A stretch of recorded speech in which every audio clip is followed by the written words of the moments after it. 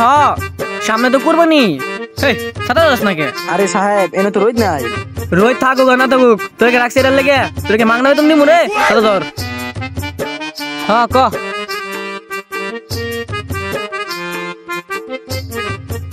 আরে আরে এইবার তো 1 কোটি টাকা কুরবানি দিমু। আমি এলাকার নেতা না। 1 কোটি। আপনি এত টাকা পাবেন কই? কই আবার গরিবের টাকা মাইরা। তোরে তো না জানলেও চলবো। তা বন্ধু তুই এবার কুরবানি দিবি না? দে তুইও দে। আসসালামু আলাইকুম চেয়ারম্যান সাহেব। ওয়ালাইকুম আসসালাম। চেয়ারম্যান সাহেব আমি তো আপনার কাছে যাইতেছিলাম। তা ভাইস্তা আমার কাছে কি মনে কইরা? আপনার কাছে একটা নালিশ আছে। তা ভাইস্তা কি নালিশ?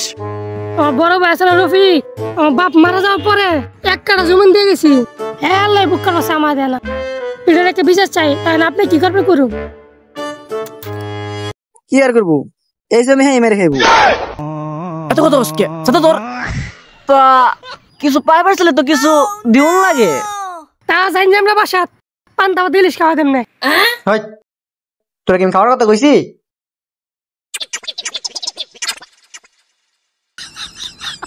চেয়ারম্যান সাহেব কত দিতে আমি দিলেইব?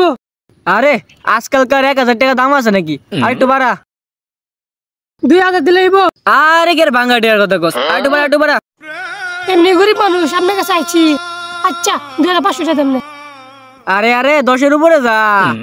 আরে সরাসরি করলে তো আমরা 10,000 টাকা নিবেন। চেয়ারম্যান সাহেব আমি অত টাকা পাবো কই? গরিব মানুষ দিন আনে দিন খাই। তাইলে তো জমি পাবো লাগতো না জাগা। আরে না একটু আর জানি আমরা বাসাত টেবা করে রামনে।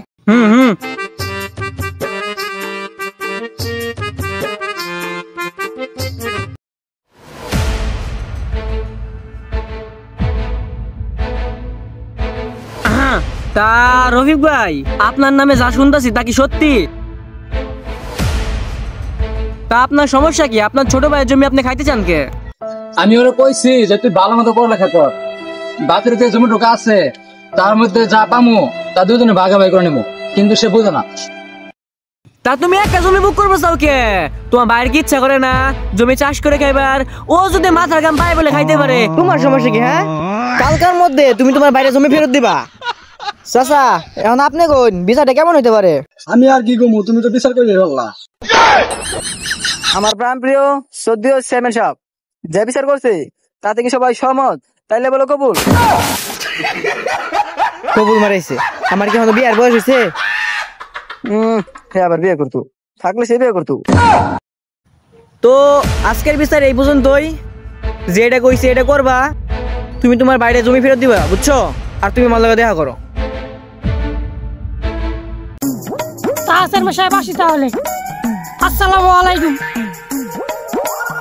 চেয়ারম্যান সাহেব আমরা তো চাইলে পারছি না করে মিলে দিতে, কিন্তু আপনি যে বিচার করে দিছুন জমি তো ঠিকই পাইবো, কিন্তু ও তার কোনো সময় মিলে তো না। আমার কাম ছিল ওরে জমি পাওয়াই দেবার, আমি ওর জমি পাওয়াই দিছি। এখন ওরা কি করলো না করলো এটা দেওয়ার বিষয় আমার না, আমার টাকা পালিয়ে গেছে। আরে মানুষ এখন সবাই টাকার গোলাম।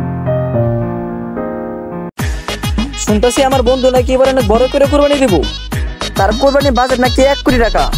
আরে বেটা হ্যাঁ যদি অন্য লাগে চেয়ারম্যান এত বড় 1 কোটি টাকা দামের কোরবানি দিতে পারে, আমি পারবো না কেন? আমি এর থেকে বেশি টাকা দামের কোরবানি দিব। চেয়ারম্যান সাহেব আপনার তো নুন আনতে পান্তা ফুরাই, আপনি এত টাকা পাইবেন কই? আরে আমার কাছ থেকে কিছুদিন আগে সামান নামে লোক একটা টাকা দাঁড় দিল না, আজকে তো তার টাকা দেওয়া ডেট। জামু যদি টাকা না দিতে গরু পড়বো শেষ। আচ্ছা সামাদের তো একটা গরু আর একটা ছেলে ছাড়া কেউ নাই, যদি এটাও নিয়ে নেন তাহলে তারা কিনে বাঁচবো। আরে বেটা আমার কাম হয়েছে গরিবের টাকা মহিলা খাওয়া, ওই বেটা কি করবে আমাদের বিষয় আছে নাকি? যা তুই যা যা যা যা দে বেটা, গরিবের টাকা আমার খাবে বলে এত বড় কোরবানি দিতেছি।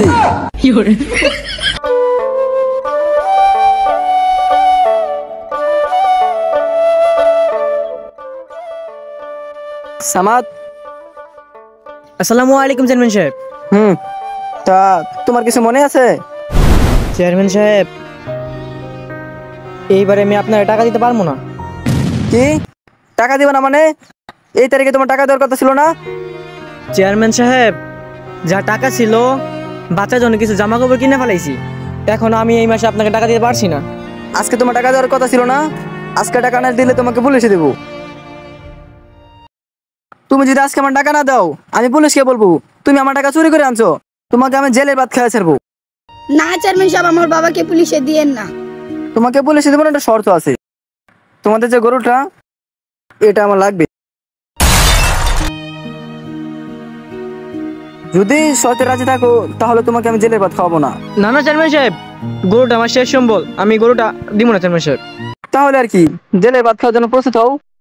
না না না চেয়ারম্যান সাহেব, আপনারা আমাদের গরুটা নিয়ে নেন, তাও আমার বাবাকে জেলে দিয়েন না। আসেন আমাদের গরুটা দেখাচ্ছি।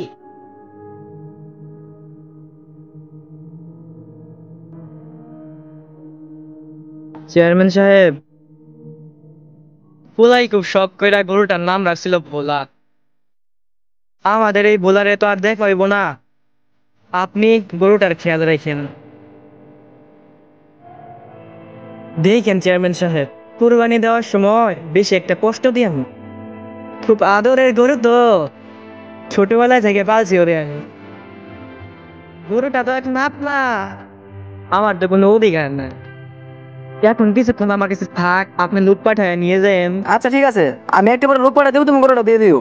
আমি যাই। আসসালামু আলাইকুম চেয়ারম্যান সাহেব।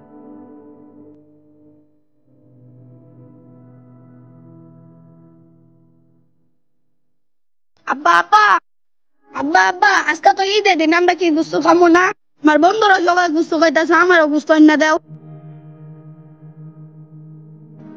যা, তোর বুঝতে না দিমু। আমি গুস্তু খামো, গুস্তু খামো।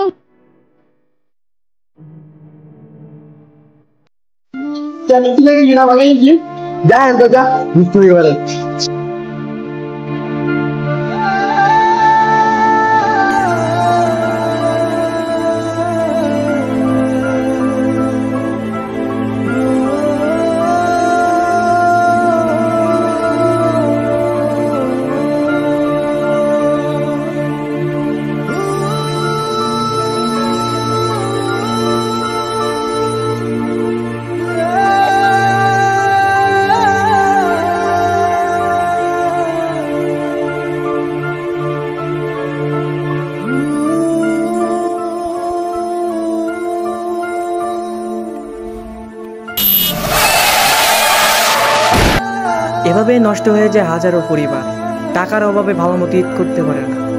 হযরত ইব্রাহিম আলাইহিসসালামের মতো যদি কুরবানিটা নিজের ছেলেকে দেওয়া হতো, তাহলে হয়তো এরকমটা হতো না। এই ভিডিওটি কেউ সিরিয়াসলি নেবেন না, কিছু বোঝানোর জন্য এই ভিডিওটি বানানো হয়েছে।